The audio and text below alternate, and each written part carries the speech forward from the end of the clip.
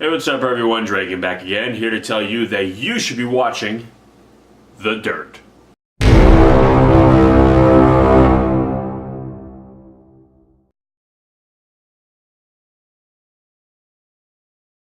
So The Dirt is a 2019 Netflix film that chronicles the career and life of the band Motley Crue. For those of you who do not know who Motley Crue is, they were a band that kind of rose to prominence in the 80s, one of, some people kind of know them a little bit like the Sunset Strip bands or kind of hair metal bands. And they instantly kind of became very infamous for not really their music. Kind of ironic because initially they wanted to kind of try to shock people out with their music, and they had a lot of kind of devil imagery. There was like pentagrams and fire, and it was very kind of just in your face and intense. But what really kind of made them infamous, if you will, was kind of their very rock and roll lifestyle. I mean, when you think of kind of the almost like the cliche rock star lifestyle, I mean, sex, drugs, rock and roll, the whole nine yards.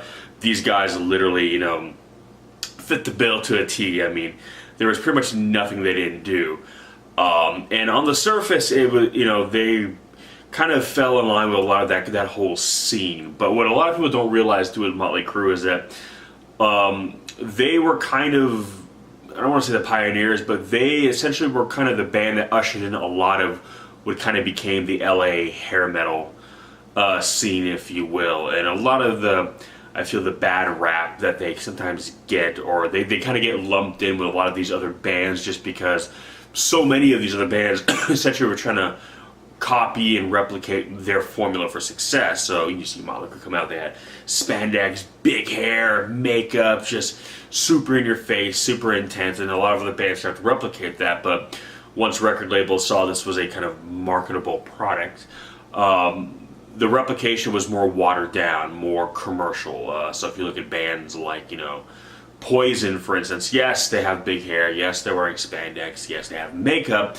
but it's much more glam and it's much more, watered down and posh, whereas Motley Crue was always kind of more down and dirty. And they were never trying to create a scene, they were just trying to kind of create their own image. And because that image became very successful for them, record labels were trying to, get other bands to kind of do that, but in a way that was much more commercial and much more malleable, so to speak. So you look at a band like Poison, and they look a lot less scary or less intimidating than Motley Crue. If you put both their posters side by side from like the mid '80s or what have you, you would see one was clearly more intense than the other, and one was more by choice, the other was more by replication. But one of the things this film does very well is that it really dives into kind of who these guys were, and really is a window into the 80s and also the record industry, especially during that time. The 80s was an age of excess. It's kind of very famous for that, and you see that both in music. You see it in films. It's one of the reasons why so many of the films that are now super nostalgic and super iconic all come from the 80s, because the 80s kind of just put everything out there. I mean, kind of, we live now in a very kind of more sensitive era, whereas in the 80s it was the exact opposite.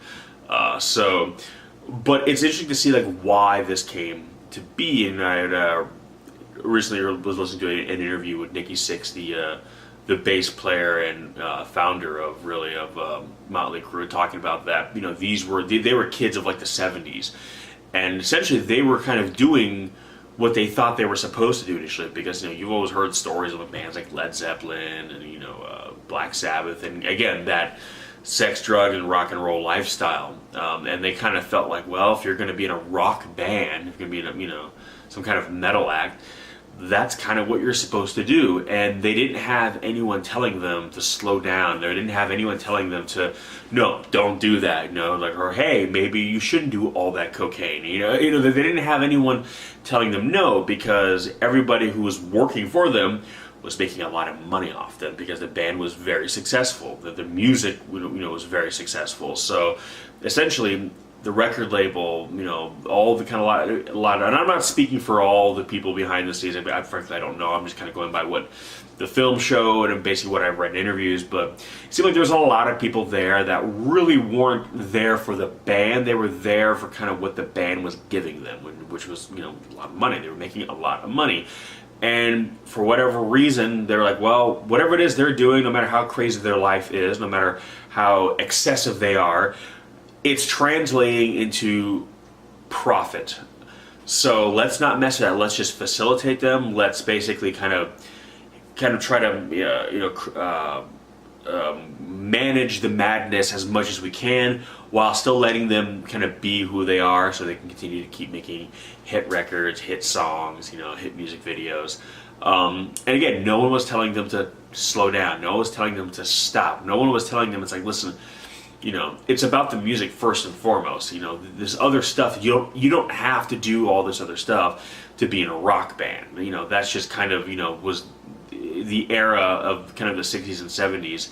And really the 80s was just these kids who kind of grew up on rock and roll, hard rock, coming into their own and kind of doing it less by just circumstance and more by, this is what you're supposed to do. And that's why I really feel it seems like drug use of that nature was much more excessive in the 80s, because it was less natural and more, this is what we're supposed to do. This is what it means to be a rock star. So when they joined bands, when they formed groups, it wasn't just because they had grown up with the rise of bands like Led Zeppelin and what have you in the 70s.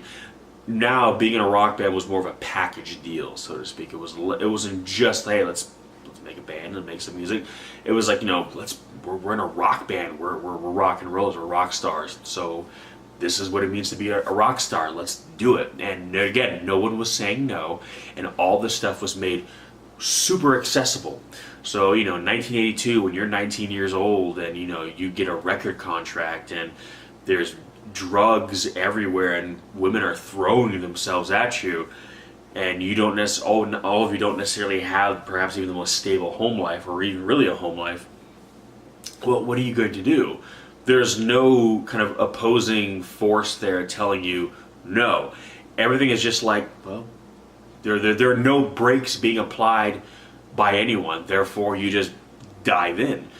So it's a very honest story, and you realize that a lot of what kind of made them infamous wasn't them just being assholes. Because I think when a lot of times, because again, people look back on the time period and they kind of think about these bands. It's something even, and I've talked to I'm a metalhead. I listen to obviously heavy metal. I'm granted my brand of extreme music is extremely extreme. I mean, I listen to death metal, I listen to some brutal death metal, I listen to black metal, I listen to some deathcore.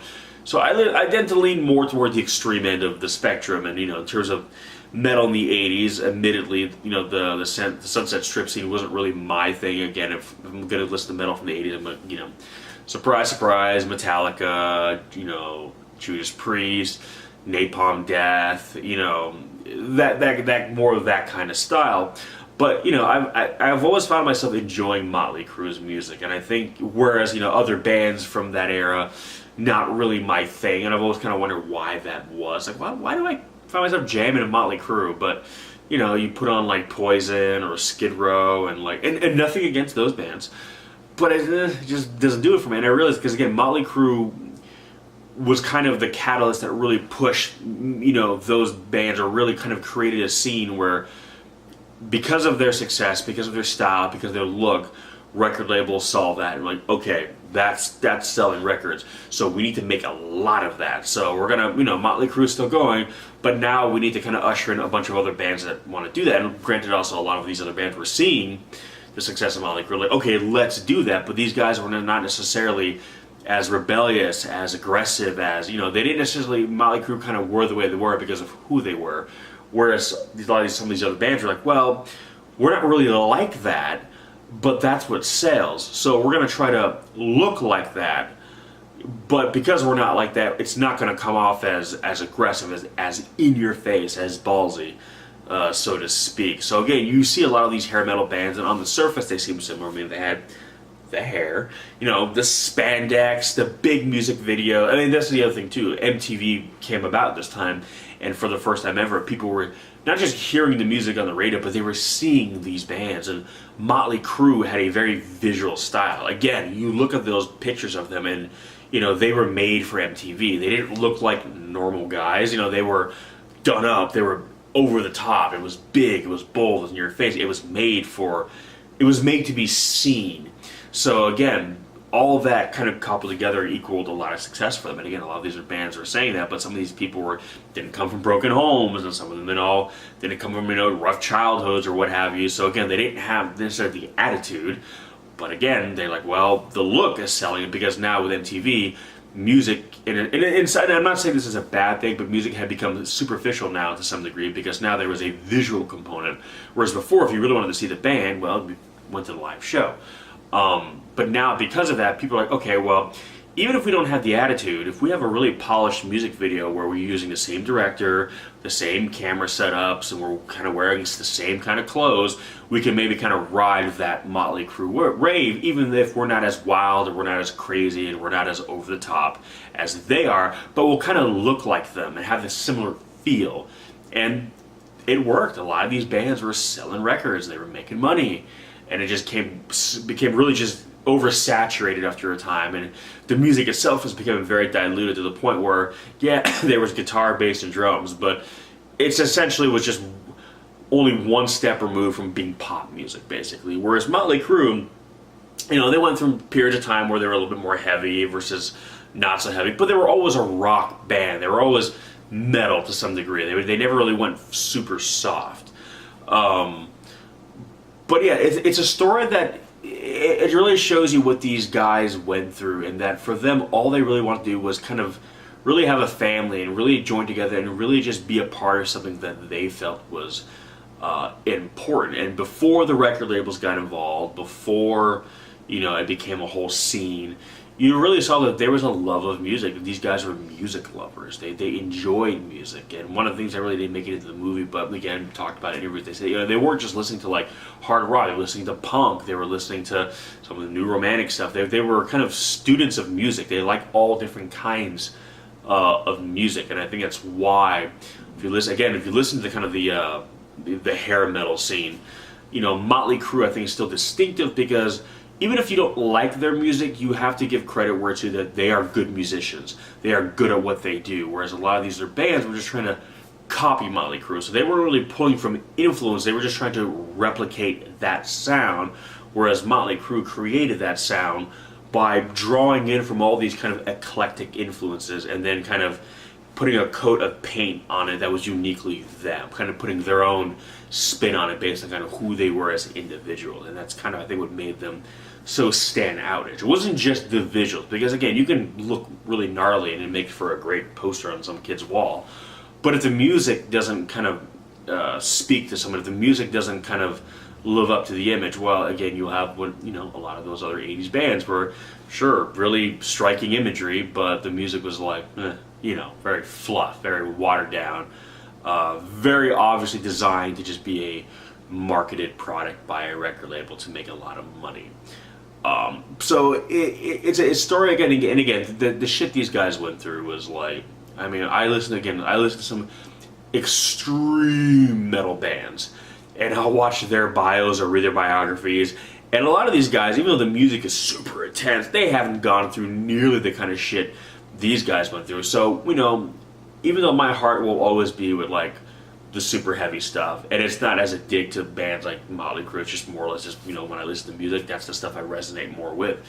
But when you hear what they went through, and you realize the shit, I mean, Nikki Sixx died, technically, one point of a heroin overdose and came back to life. So, I mean, there's a lot of bands I listen to who will sing about death, and, you know, they've never died, so, you know, so the fact that, you know, it's like they don't need to necessarily even try to be darker in their music or try to be more menacing. It's like their lives have been filled with darkness, and it's like they don't have anything to prove. If they want to make darker music, that's fine too.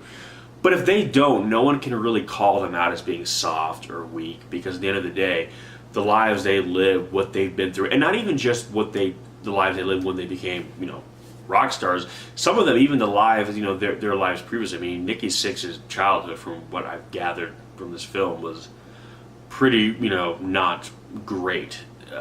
You know, and maybe and you listen to the music of Motley Crue, and it's fun and it's boisterous and it's like a fuck yeah kind of music, and you're like, you know what? Maybe that's what these guys wanted, they needed, because they've seen shit, they've been through shit, and maybe that was their catharsis. That was why they made the music they wanted to make. They didn't really want to, you know, dabble in the darkness, so to speak, because their lives were filled with it. That, you know, that the music for them was where they got to kind of just have fun.